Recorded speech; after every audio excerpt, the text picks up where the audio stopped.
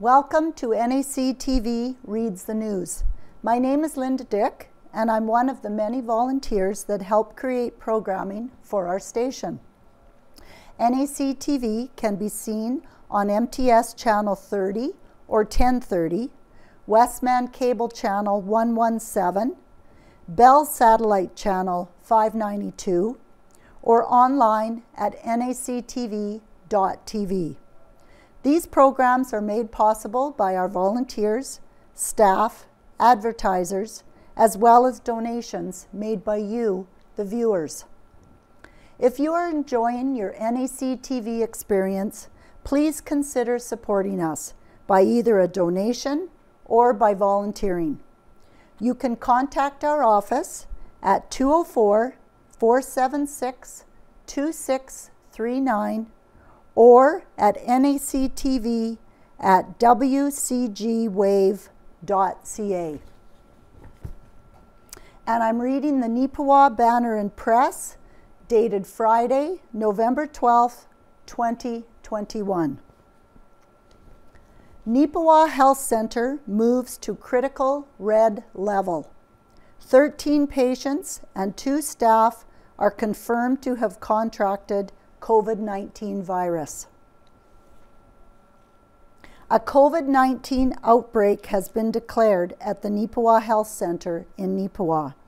The announcement was made in the province's COVID-19 media bulletin on Monday, November 8th, and has seen the facility move to the critical or red level on the pandemic response system.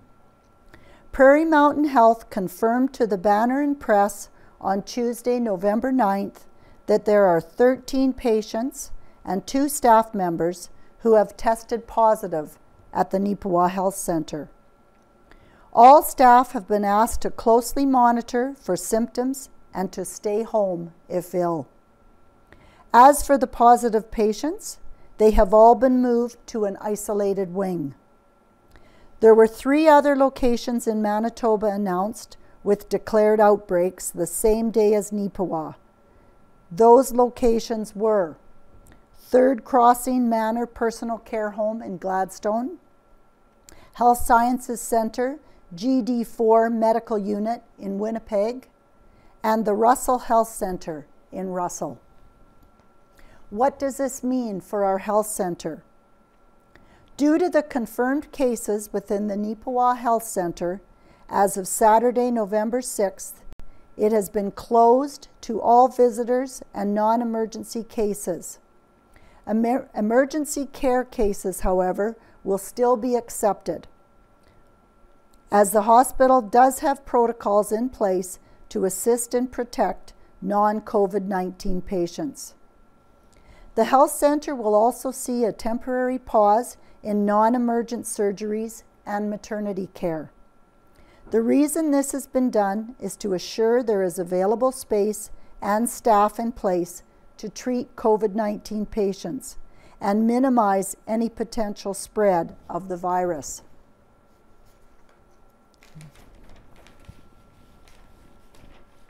The timeline for the discovery of and subsequent isolation of the outbreak at the health center appears to have begun over the weekend. Individuals close to the scene indicated that the proper safety protocols for staff and patients in this type of situation went into effect on Saturday afternoon. Brian Schoonbert, the CEO for Prairie Mountain Health, told the Banner and Press via email that all families of patients have been notified of the outbreak. He added that precautions for the Country Meadows Personal Care Home have also been instituted.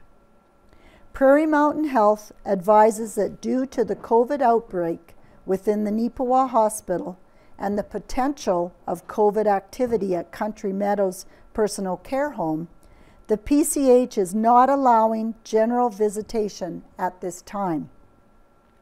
Only designated family caregivers are being permitted. As well, precautionary measures are being taken, including canceling congregate meals and group activities at the personal care home. Monitoring and assessment of PCH residents continues. Schoonberg added that the hospital remains operational for assessment and treatment, though there may be situations where some patients are diverted to other regional sites for care. As for any type of timeline as to how long the facility to remain in the critical stage, that is unknown.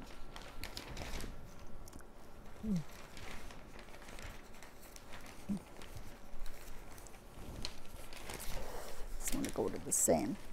Now, in keeping with that, a message to our community about COVID-19 from the town. Early this week, the province confirmed a COVID-19 outbreak at the Neepawa Health Centre. Please be assured that the Neepawa Hospital remains safe and that all actions to reduce the transmission of COVID-19 and protect staff, physicians, patients, and families are being pursued. As such, we are confident that the protocols necessary to isolate and manage the outbreaks will prove successful. Over the next week or two, should it be necessary to briefly divert emergency services, please do not be alarmed. Any diversion is simply to allow the public health time to restructure and manage staff and resources. If you have an emergency or are ill and need immediate care, do not delay. Our hospital has protocols in place to protect non-COVID-19 patients from the virus. Do not hesitate to go to the hospital if you have an emergency. We have faith and trust that our health professionals are dedicated to keeping our community healthy.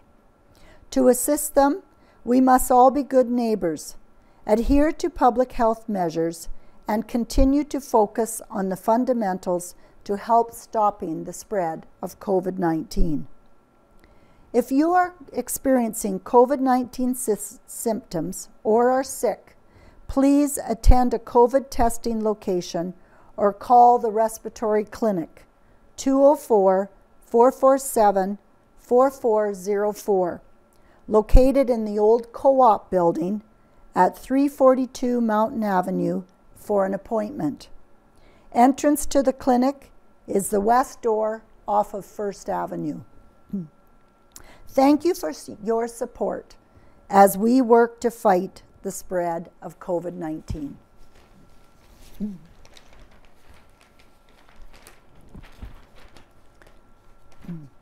Neepawa Middle School students remember and honor sacrifices of local veterans.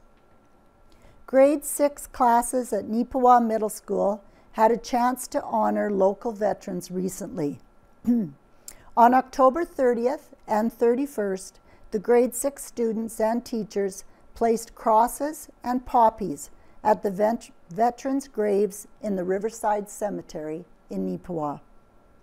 Teacher Tammy Dudenhofer explained that this activity corresponds with the grade 6 curriculum, which covers World War I and World War II, including main events in both wars, the causes of the wars, and recognizing Remembrance Day. She added, another part of the curriculum is the historical connections and appreciation of events in the past to better understand the present. Students have the opportunity to make a connection with events in the past and learn the historical significance of the veterans in Neepawa Cemetery. Robert Ferguson, a former teacher, has helped the school with this project over the last couple of years. It's a memorable activity that our students are lucky to experience, Dudenhofer shared. And they are the grade 6 students and teachers of Neepawa Middle School visited Riverside Cemetery at the end of October to place crosses and poppies at the graves of veterans laid to rest there.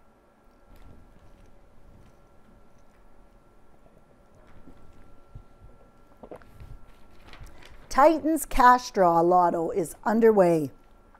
Neepawa Mayor Blake McCutcheon was the first in line to purchase a ticket for the 2022 Neepawa Titans Cash Draw Lotto.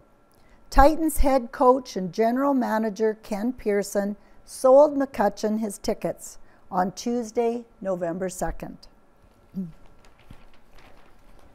Neepawa Chamber Trades Parade for Festival of Lights. The Neepawa Chamber of Commerce has come up with an alternative way to spread holiday cheer this year. The Chamber has officially decided to cancel the 2021 Parade of Lights, as current public health orders wouldn't allow for a traditional parade to take place. In a release to member businesses, the Chamber noted that they considered several options to make the parade feasible, but decided instead to pivot to a new event, the Festival of Lights.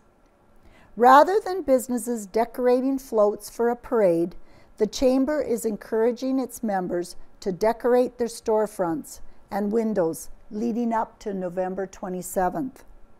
The community will be able to vote on their favorite displays, and the winning business will receive 50% off the cost of their 2022 Chamber membership. In addition to spreading cheer throughout the community, the Chamber hopes to raise spirits on social media as well, encouraging participating businesses to share pictures of their displays on Facebook and Instagram with the hashtag #Neepawa Chamber. There are several other holiday events coinciding with the culmination of the Festival of Lights on November 27th. The day will also feature Arts Forward's Glorious Christmas Wish Sale at the Yellowhead Hall, photos with Santa, and other activities at Arts Forward, and a free children's movie at the Roxy Theatre at 2 p.m. Neepawa Collegiate Social Justice Group is collecting donations for Bundles of Hope by Kyra Kasprick, the Neepawa Collegiate Hope Group. Hope would love to invite the community to help make a difference. The Hope Group at Neepawa Area Collegiate is looking for items for a Bundles of Hope drive. The bags and items will be donated to a variety of organizations. These organizations include Ask Auntie, Brandon Bear Clan, Neepawa Salvation Army, Women's Resource Center, and John Howard Society of Brandon. We are collecting new or gently used handbags, backpacks, purses, tote bags, and duffel bags, as well as items that can go in the bags. Examples are blankets, jewelry, men and women's mittens, gloves, scarves, and toques. New items that can be donated include men and women's socks, shampoo, conditioner, soap, lotion, deodorant, brushes, combs, toothpaste, hand sanitizer, toothbrushes, Kleenex, and makeup. Snack items, notebooks, pens, and gift cards for fast food restaurants can also be donated. These items can be taken to Arts Forward from November 15th to November 26th from 10 to 5 p.m. Our efforts to support people in need takes a community effort. We thank you in advance for your contribution.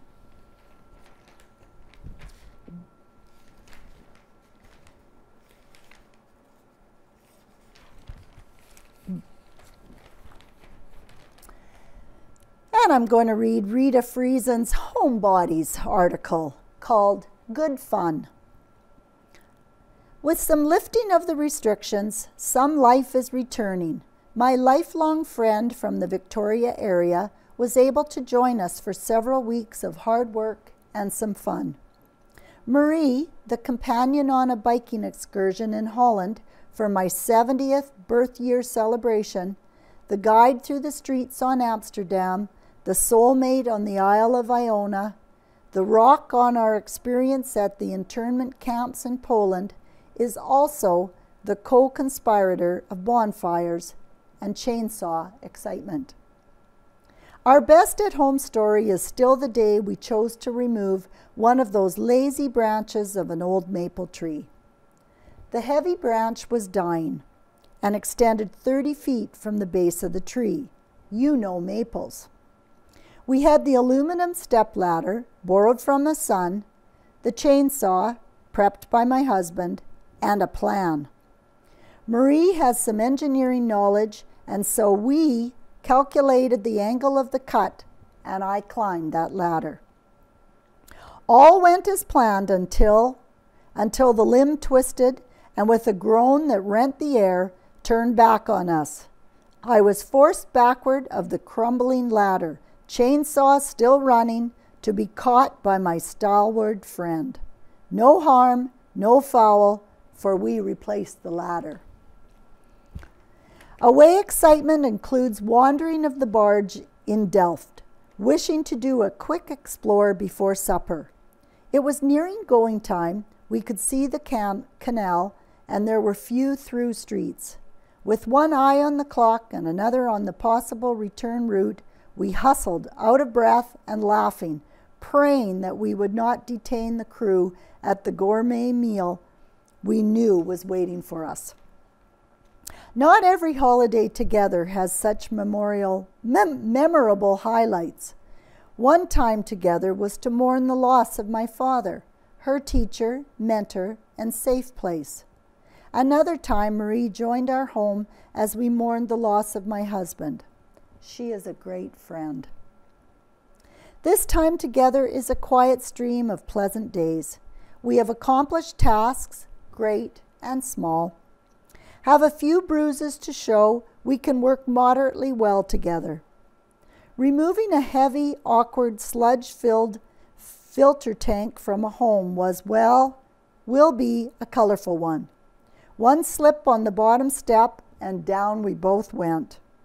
After assessing the situation, no broken bones, we completed the task successfully. We have had some fires, no raging, burning pile, but smoke and flame nevertheless. The new motion detector light for the front drive is in place. A queen-size bed and frame has replaced the ancient double bed that has served well for generations. I pity the last years of guests who sought rest there. We have driven the 3/4-ton truck and hauled loads to the dump. I am not certain what the politically correct term is. With all that, we have enjoyed long walks, deep shared thoughts on many topics, the occasional glass of wine, and laughter. Deep, hearty laughter that for us comes from a shared history, a shared faith, and shared love for life and each other.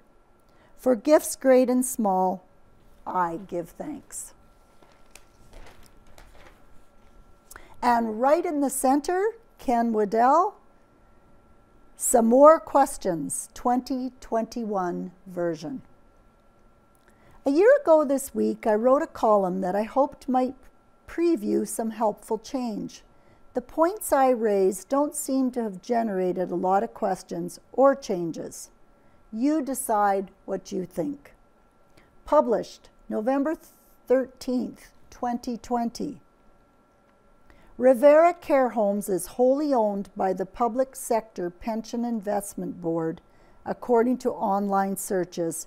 PSP is a Canadian Crown corporation established by an Act of Parliament in September 1999. PSP Investments is one of Canada's largest pension investment managers, with $168 billion of net assets under management as of March 31st, 2019. It invests funds for the pension plans of the Public Service, the Canadian Armed Forces, the Royal Canadian Mounted Police, and the Reserve Force. More than 800 professionals manage a diversified global portfolio composed of investments in public financial markets, private equity, real estate, infrastructure, natural resources, and private debt. PSP Investments' head office is located in Ottawa, Ontario, and its chief business office is located in Montreal, Quebec. Therefore, Revera, which has had so many unfortunate deaths due to COVID-19, is actually owned by the Government of Canada. The PSP reportedly takes 7 to 12% in returns on their investments from Revera. I ask the question cautiously, but could that 7 to 12% be better spent in upgrading care and infrastructure at the care home? It's a very delicate question, but it does need to be asked. Any investor is entitled to a return on investment, but it seems a bit lacking in either taste or wisdom for a Canadian Crown Corporation to be profiting from care homes at any time. It seems particularly bad that in the middle of a pandemic, the PSP Crown Corporation and the Government of Canada is profiting from care homes. The question 12 months later is, should care homes be run by pension fund investment companies? Their main aim is quality care. I am sure, but their high priority second aim is cost cutting and the profits that result from those cuts. But the mystery goes deeper. It's strange that the federal government is pressing for more investments in care homes and at the same time squeezing profits out of the care homes. The question goes even deeper. Should a federal government be using tax dollars to extend funding to care homes, knowing full well that it may improve the Revera care home bottom line, which in turn will also inflate profits for their own Crown Corporation? It always pays to follow the money. Last November, we weren't heavily into vaccinations. Now we are into 2 and 3 vaccinations and vaccination rates as high as 90%. Why is it that we are getting up to 40% COVID-19 infection rates in fully vaccinated people?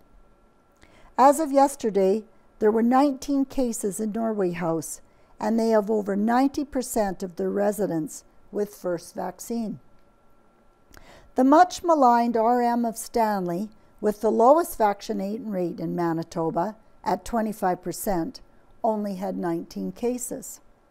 The government's own figures don't make sense, or at least they need some explanation.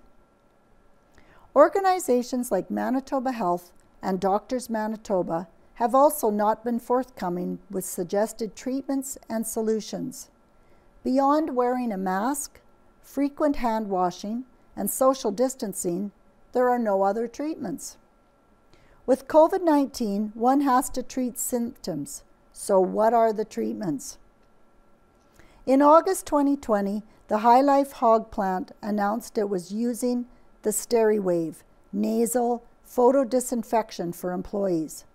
The information on that treatment comes highly recommended as a method of controlling infections. What about vitamin D, cold medications, rest, and grandma's Vicks and steam treatments?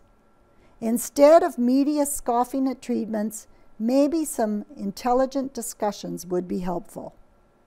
I think we have all had enough of endless death and case numbers. We need to bear down on what works and look seriously into what might work. From Ken Waddell, the editor.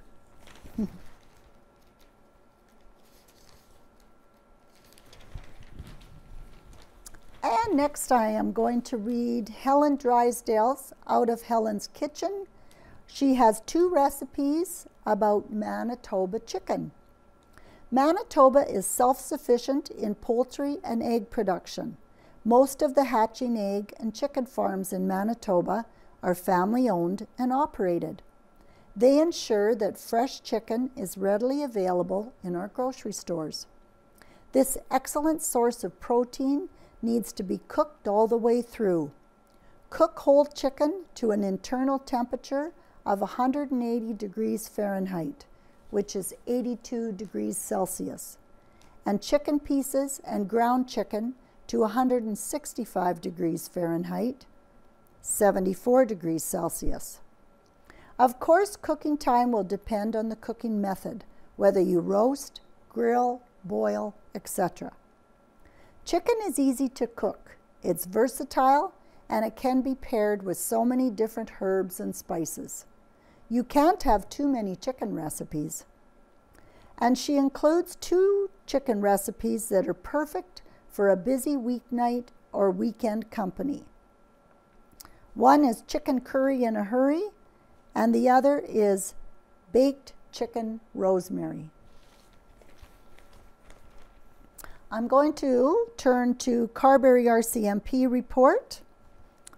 On November 6, 2021, at approximately 9:20 p.m., Carberry Rcmp responded to a report of shots fired outside a resident in the RM of Glenborough, South Cyprus. A male was outside his rural residence when he disarmed a firearm. A neighbor who was nearby immediately fled the area and called police. He was not injured. Rcmp officers from Carberry, Blue Hills, and Turtle Mountain detachments, with assistance from conservation officers, responded and contained the scene. The suspect, who was inside his residence, refused to exit or listen to police direction. The Rcmp emergency response team from Saskatchewan was deployed, as the Manitoba emergency response team was deployed on another call. The suspect continued to ignore police direction, and the tactical armored vehicle was used to breach a door to the residence. The 54-year-old male suspect was arrested and taken into custody. Terry Houle has been charged with discharging firearm with intent, pointing a firearm, possession of a firearm without a license, and common nuisance by discharging a firearm and endangering the lives and safety of the public. He was remanded into custody and is scheduled to appear in court.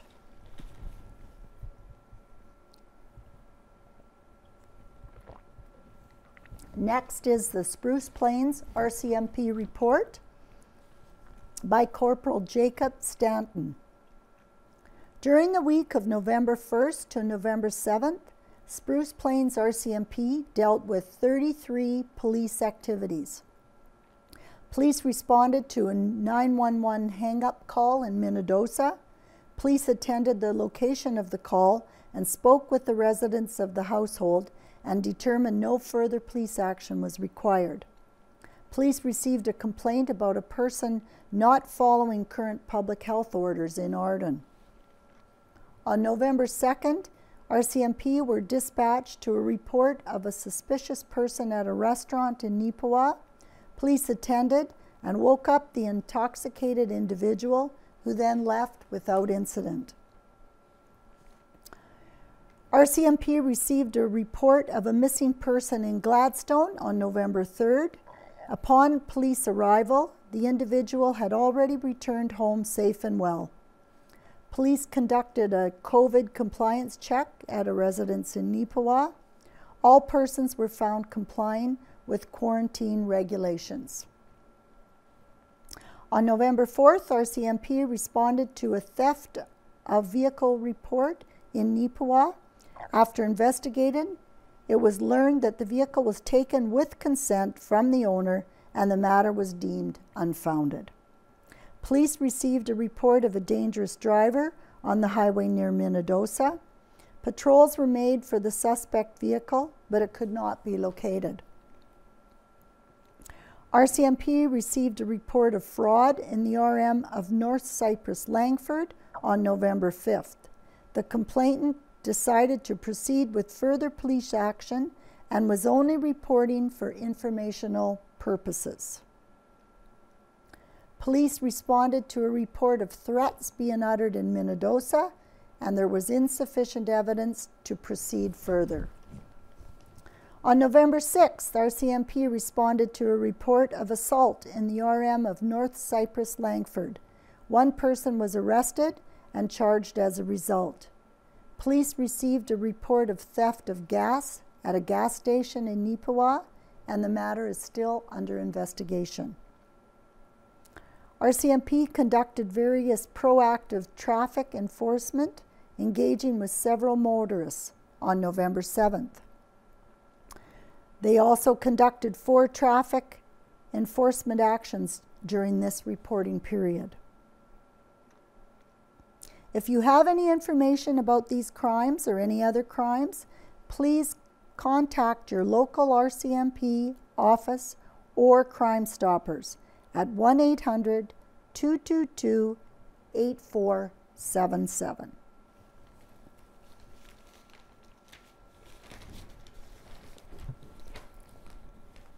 Looking back, in 1961, Hollier ready to serve for Summer Games. 30 years ago, November 12th, 1991. By the time the Manitoba Summer Games comes to an end, August 23rd, 1992, Wayne Hollier expects he will have cracked open 7,500 eggs, served 2,500 pieces of chicken, and sliced his way through 15,000 pieces of bread. Hollier, owner of the Chicken Corral restaurant, has won the contract to supply food to the 500 athletes who will call Neepawa home for 1 week this August. The meals will be served at the Yellowhead Center. Hollier will serve up breakfast, dinner, and supper, as well as 2 snacks each throughout the games. That was in 1991, 30 years ago. 20 years ago, November 12, 2001, the Marquette Regional Health Authority has scheduled 3 flu clinics in Neepawa this week.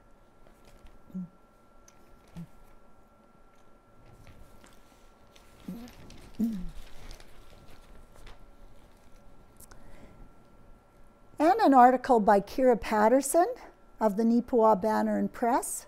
Arts Forward exhibit sparks interest in starting a photography club.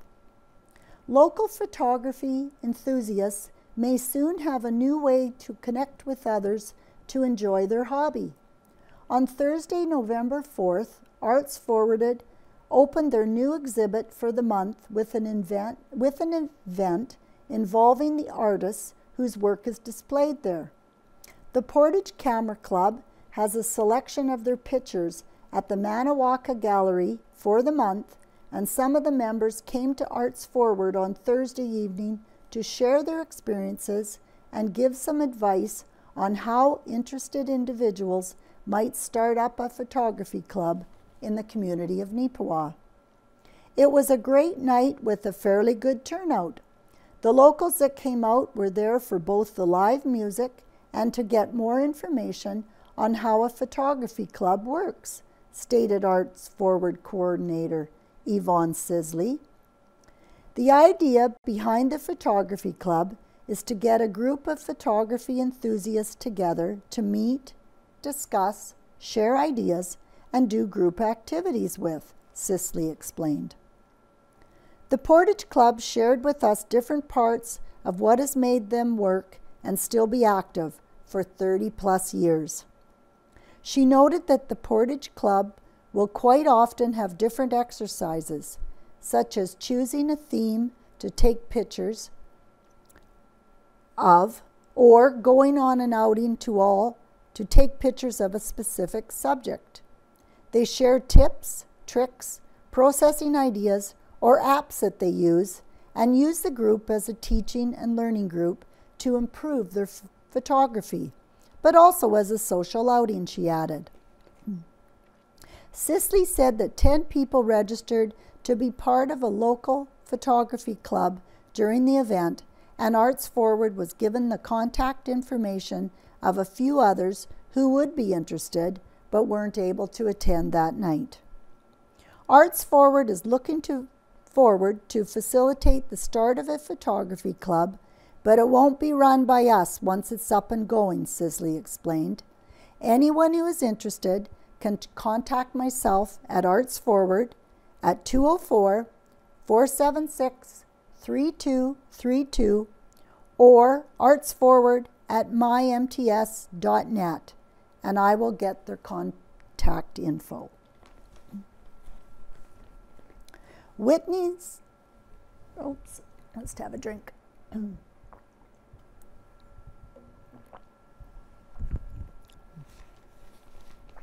Neepawa Rotary Club getting ready for their annual auction fundraiser by Kira Patterson.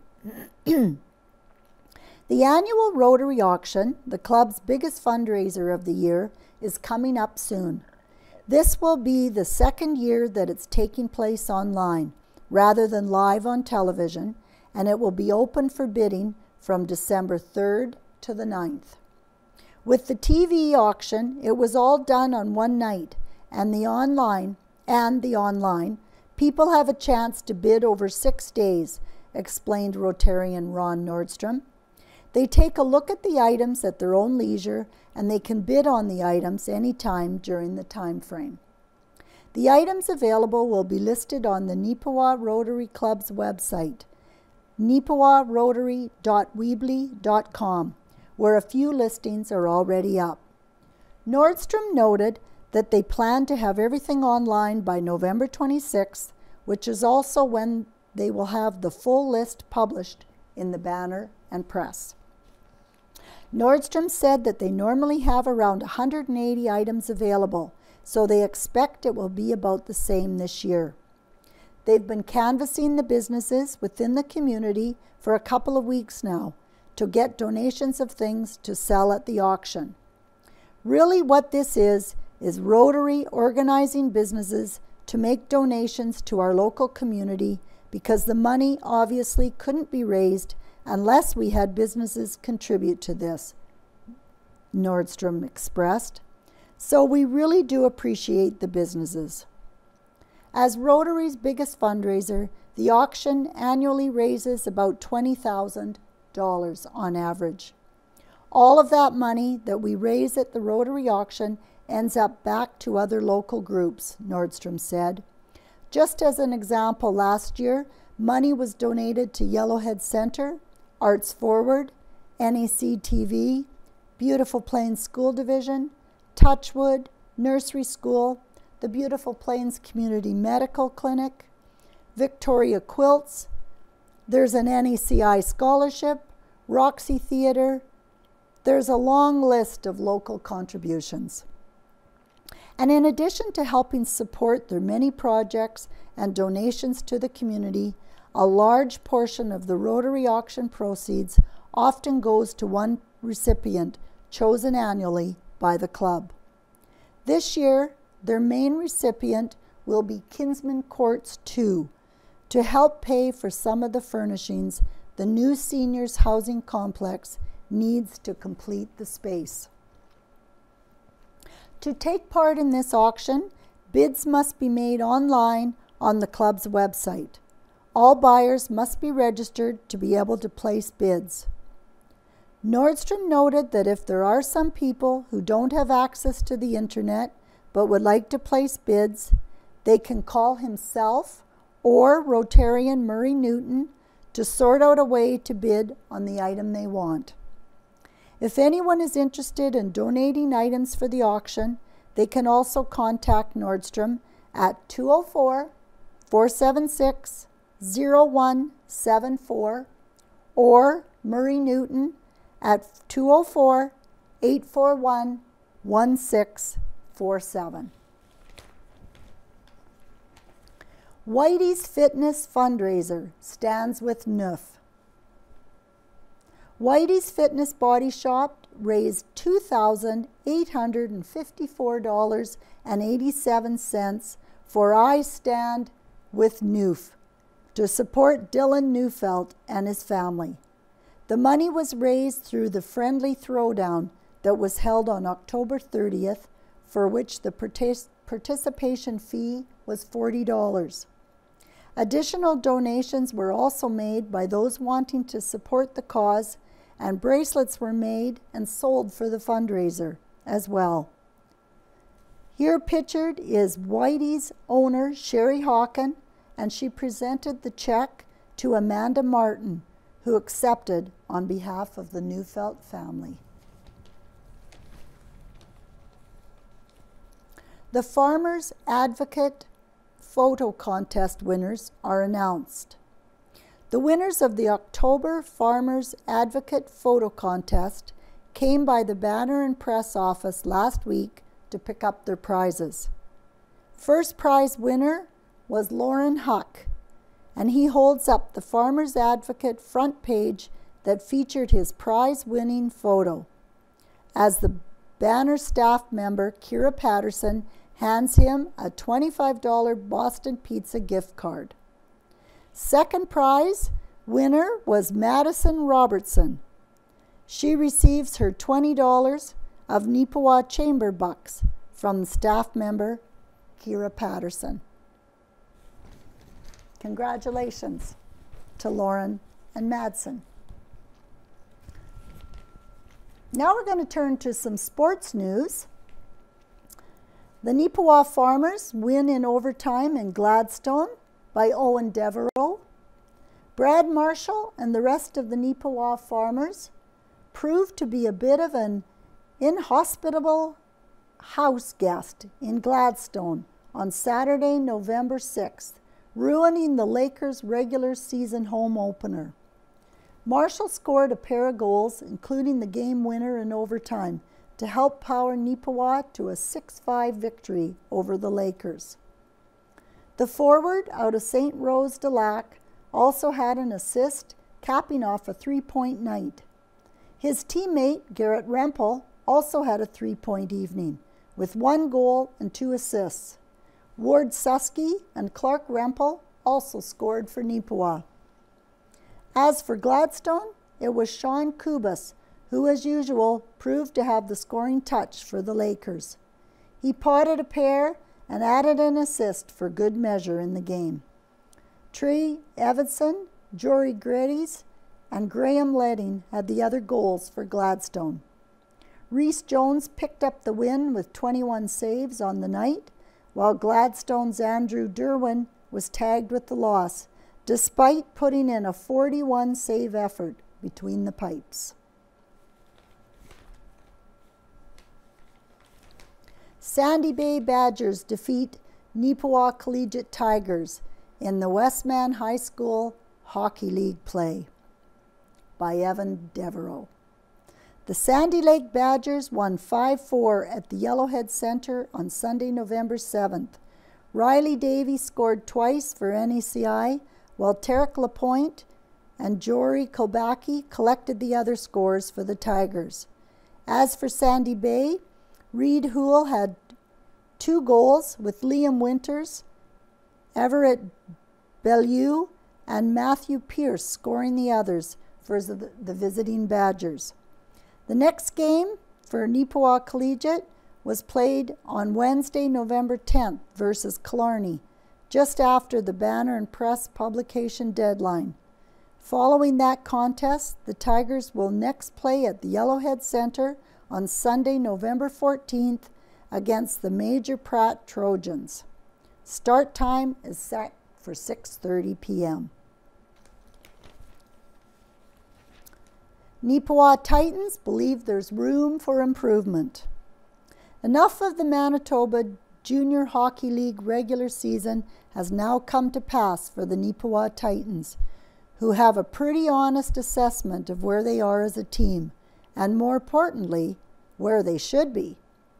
After a pair of losses over the weekend to the OCN Blizzard, Neepawa finds itself tied for 5th place in the Western Division with OCN, with 13 points. Fortunately, they are still within striking distance of the Swan Valley Stampeders and Verdun Oil Capitals, who are currently tied for 3rd place with 15 points each.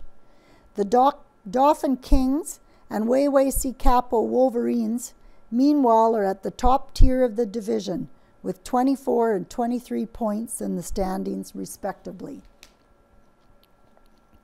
Neepawa Titans head coach and general manager Ken Pearson said as the club draws close to the 1/3 mark of the MJHL's regular season schedule, he'd grade his team's overall performance thus far as a relatively average C. Pearson added there are improvements that can be made going forward. Our power play is at or near the top of the league, but there's some room to improve there. We need to make our overall special teams much better in order for us to have more success, Pearson noted. Our consistency needs to improve. We have to have better starts and play a full 60 minutes night in and night out.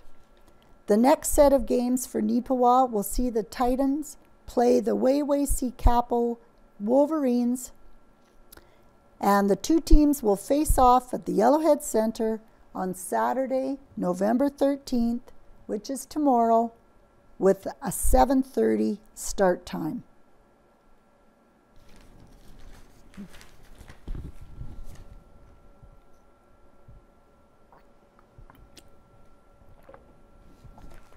I'm now going to go to Here and There from the Carberry North Cypress Langford. And this is by Gladwin Scott, who happens to be my former superintendent from what's now Southwest Horizon School Division, but used to be Souris Valley back in the day.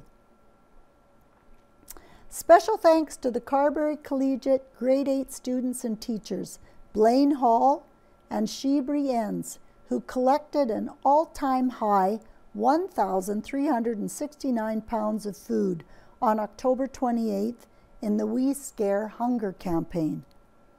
The food was sorted and donated to the community food cupboard located in the United Church Hall. Also, a big thank you to the Carberry folks for your continued support.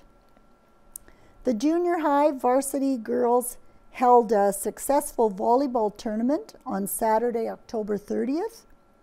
After round-robin pool action, the Cougars won over Gladstone and Hamiota before losing in the finals to Reston.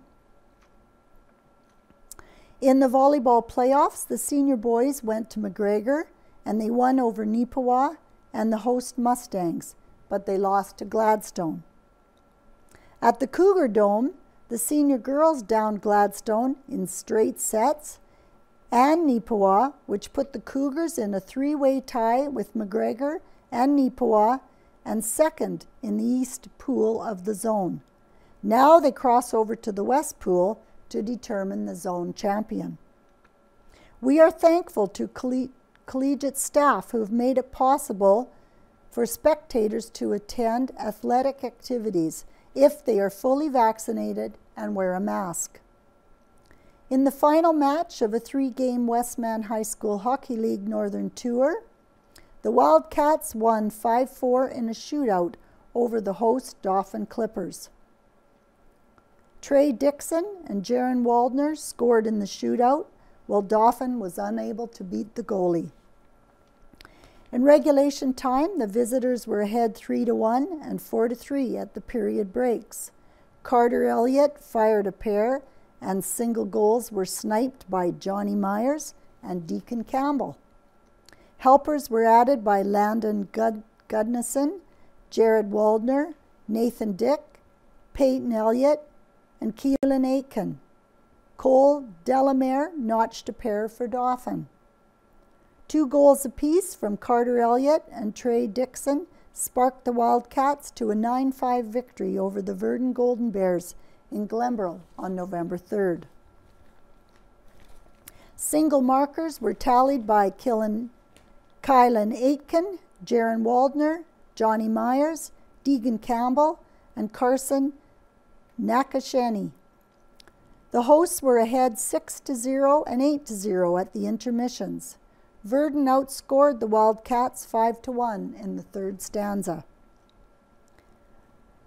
Kylan Aiken fired a hat trick and a 6-0 victory over the Deloraine Hartney Colts in Carberry Friday, November 5th. Single goals were recorded by Nathan Dick, Jaron Waldner, and Tyler Hood. Carson Mooney collected a shutout and turned aside 19 shots. The Colts goalie faced 54. Defenseman Carson Nakashedi skated miles and contributed 3 helpers. The hosts were ahead 2-0 after the first and scored 4 unanswered second-period goals. This marked their 4th consecutive victory, and they host the Dauphin Clippers in Glenboro November 12th at 7:30.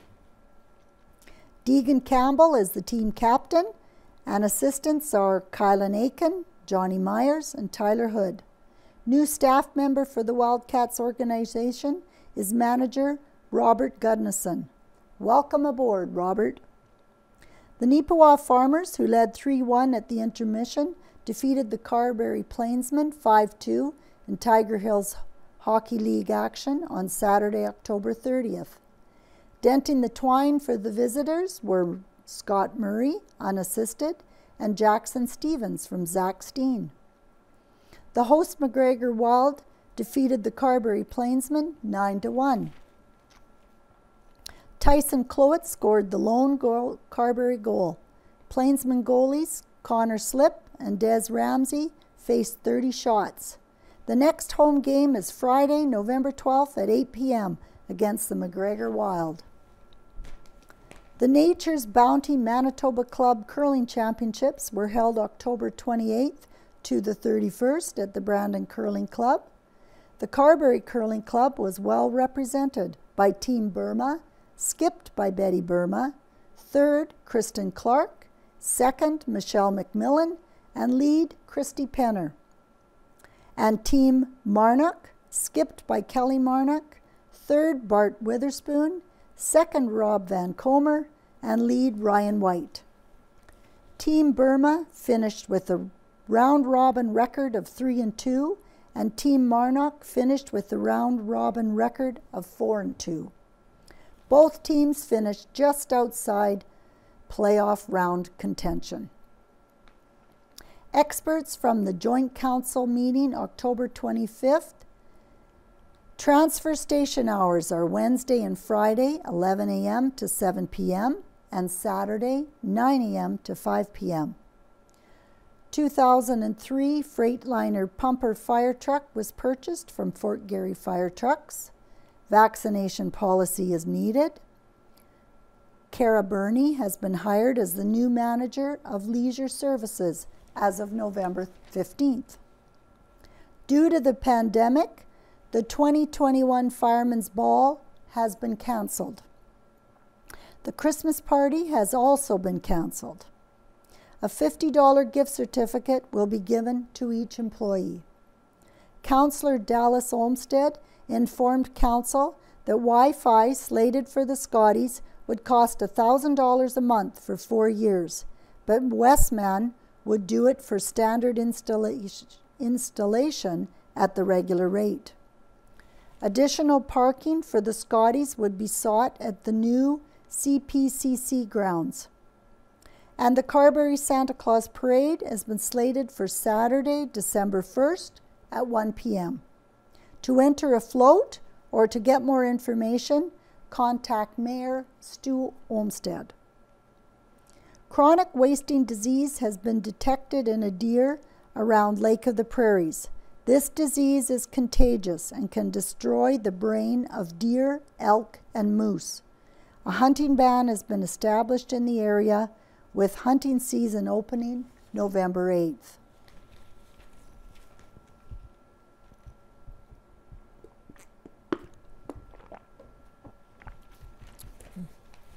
I will now move on to obituaries.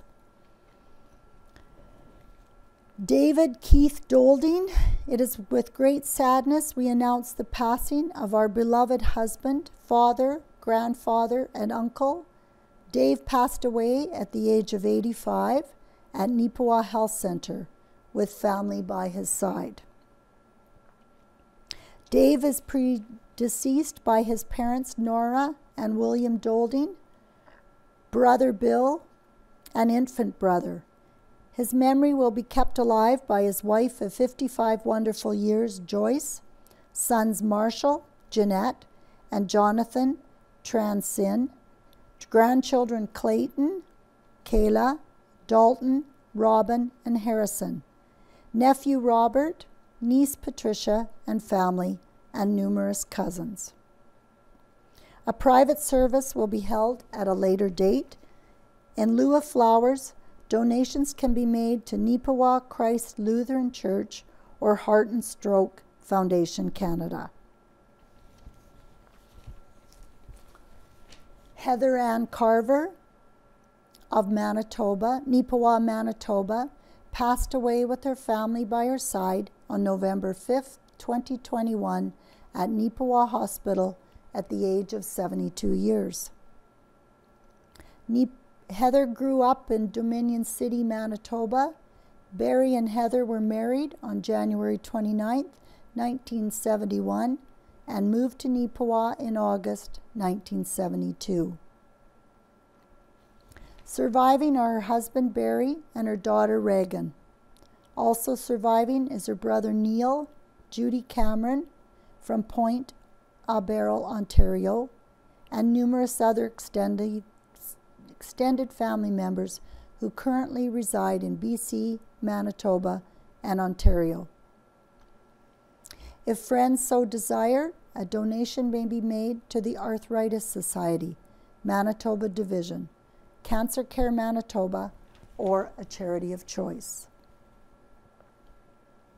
Brian Lane Weatherall passed away with his family by his side at the Brandon Regional Hospital on Monday, November 1st, 2021.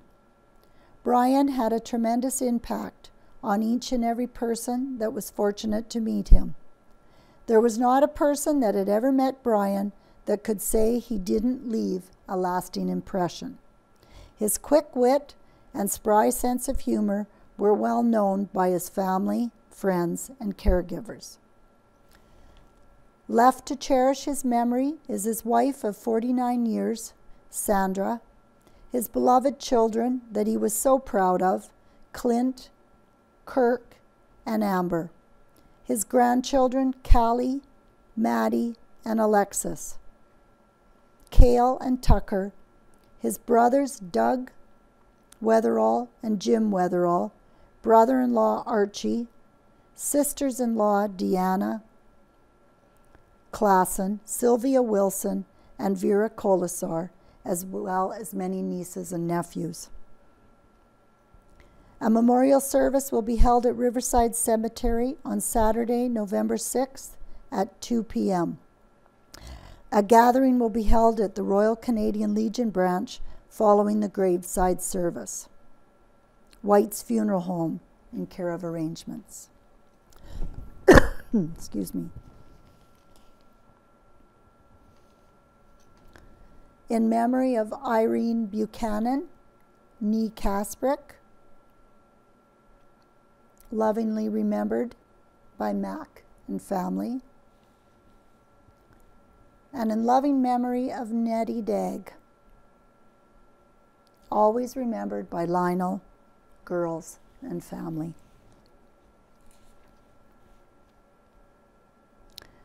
In loving memory of Derek Betts, Love B, and family.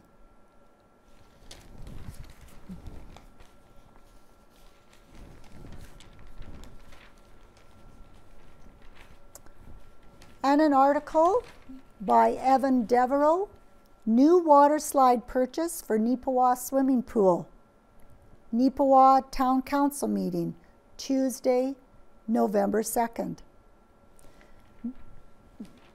Neepawa Town Council has approved the purchase of a new water slide for its planned upgrade of the Neepawa swimming pool.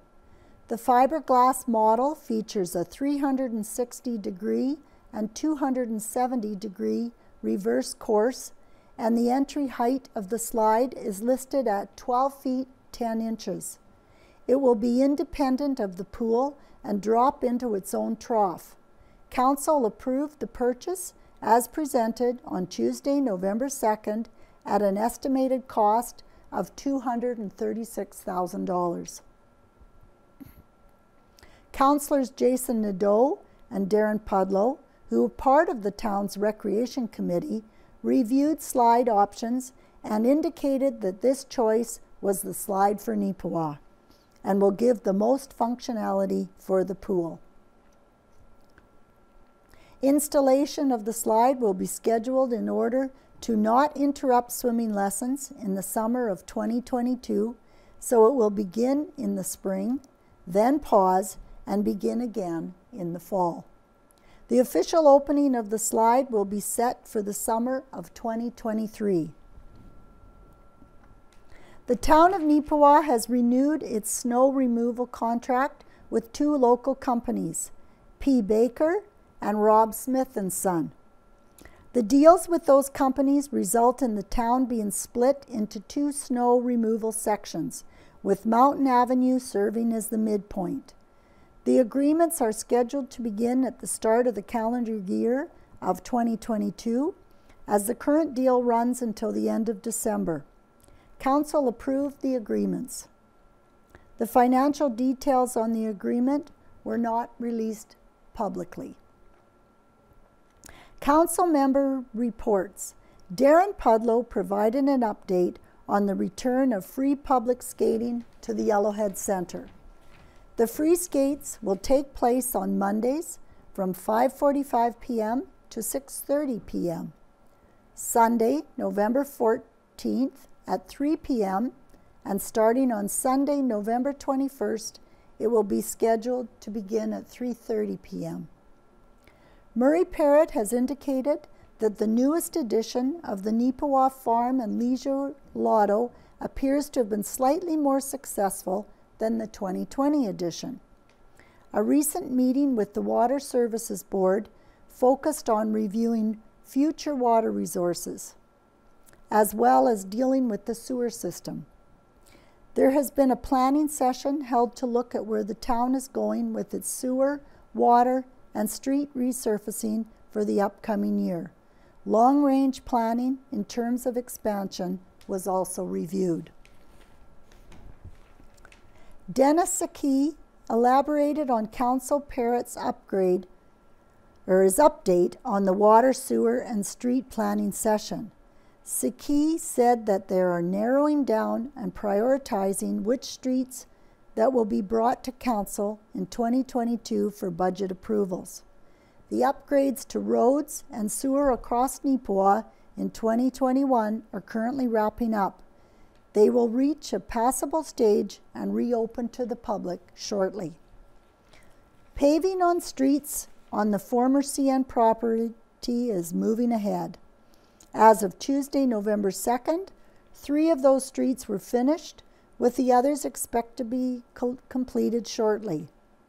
Maple Leaf Construction, who were hired to do the paving and repairs, are also working on patching several portions of road across the community. The yard waste pickup program is underway, while winter sand and salt will be collected shortly. Council requested additional details on which roads will be paved and which will be leveled going into the winter. The sections of Mountain Avenue will be looked at after this year, while Davidson Street will be graveled and leveled for the winter, then paved in 2022. Marilyn Crew presented an update to Council on some of the most notable goings-on of the department. The What's the Big Idea? What's the Big Idea initiative was recently held at the Legion. $9,150 was distributed between 5 businesses. Since 2015, 39 businesses have shared $57,800 in grants from the Entrepreneur Project. The Storefront Improvement Program has continued to receive a very positive response locally. To date, in 2021, $9,676 has been distributed to downtown business to assist with improvements to their storefront facades. The program has been in operation for just over 3 years, and it appears it will continue in the near future. Options are being explored for an economic development specific website for Neepawa. Crew has applied for a grant that would cover 50% of the cost of establishing this new information portal. Nearing the finish line. On Wednesday, November 3rd, Maple Leaf crews were very near completing the paving on the new streets in the CN property development. It takes 4 operators on the actual paving machine, and this worker stepped off the machine for a breather as they awaited the next load of hot asphalt. The crew that did the finishing work of sealing seams with the tiger torch, raking at the curb and manhole covers, plus the driver of the packer, never stopped. Flaggers and truckers were constantly on the move. Fine weather was predicted, and the crew figured they'd be done by November 10th. Neepawa streets should be much improved going into the winter, as the company also patched some gaps in the pavements in the roads around town that had been excavated for a number of different projects. 2021 Farm and Leisure Lotto winners. The 2021 Neepawa District Medical Committee's Farm and Leisure Lotto wrapped up on October 31st. This year's grand prize winner was Blaine Walby of Rivers, Manitoba. The other big draw was for the 50-50 prize, worth $61,025, which is the biggest it's ever been. The 50-50 winner this year was Amelia Steffishen of Winnipeg, Manitoba. Leaf Rapids sweep away music lovers. The Winnipeg folk band, known as Leaf Rapids, came to Neepawa's Roxy Theatre on Monday, November 8th, as part of the ongoing Kaleidoscope concert series for 2021. There was a good crowd, with most seats taken attendees ready to get swept up in the musical current. Merchandise such as CDs and vinyls were available for sale after the concert. The band's latest album, Citizen Allion, was a labor of love for Carrie and her husband, Devin Latimer. It brings together stories from their families, like those of Carrie's great-grandmother, a woman she knew only as a small, soft-spoken, and gentle soul who only spoke Japanese. That same lady had once, in her youth, stabbed a man with a pair of barbershop shears.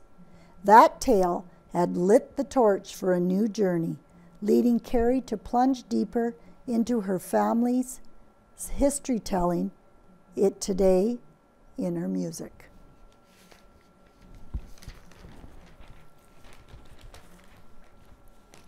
Westman Wilderness Club takes in the Langford Trails by Kira Patterson. The Westman Wilderness Club recently made a trip to some local hiking trails. On October 23rd, the club got together to hike the Langford Recreational Trails just a few miles east of Neepawa. We absolutely loved the Langford Trails hike, shared the Westman Wilderness Club Vice President, Carrie Hume. The trail was beautifully maintained and so scenic. We especially enjoyed seeing the tamaracks that had changed colors. The big red chair made for fun photo ops too. The Westman Wilderness Club was formed in 1976 for people who enjoy all types of outdoor activities, including hiking, biking, canoeing, cross-country skiing, and snowshoeing. Westman Wilderness Club is a group of people of all ages with varying levels of experience who wish to enjoy the outdoors throughout the seasons. We welcome newcomers of all levels of skill and experience who wish to share our enjoyment of Manitoba's outdoors. Currently, Hume said the group consists of about 85 members. However, their outings usually get a turnout of between 5 and 20 members. Most of our members are from southwestern Manitoba, with many residing around the Brandon area, Shiloh, Neepawa, Minnedosa, Sandy Lake, Binscarth, Russell, and even Winnipeg. Hume noted that some of the group's favorite areas include Riding Mountain National Park, Spruce Woods Provincial Park, Turtle Mountain Provincial Park, Little Saskatchewan River, Assiniboine River, and the Brandon Hills. The Westman Wilderness Club meets every 4 months to discuss their upcoming activities. Those interested in joining the Westman Wilderness Club can visit their website at westmanwildernessclub.ca to find out more information and fill out a membership form.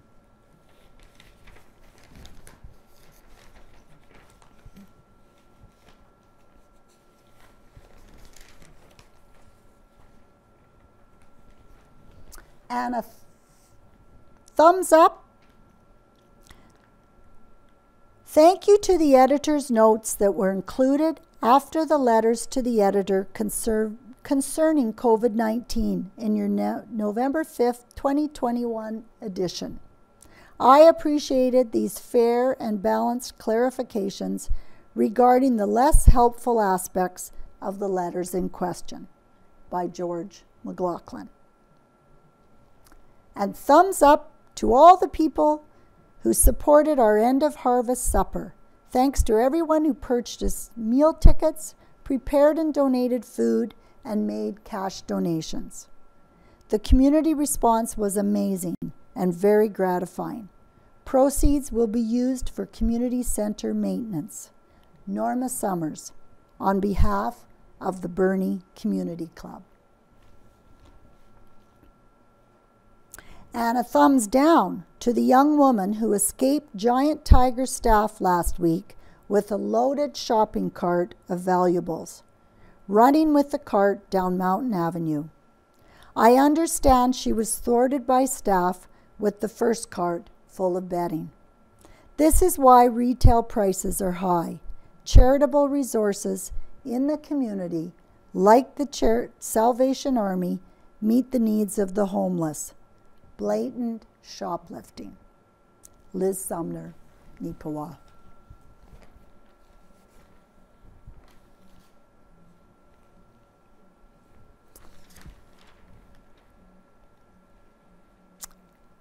And that pretty much ends the Neepawa Banner and Press for this edition, Friday, November 12th, 2021.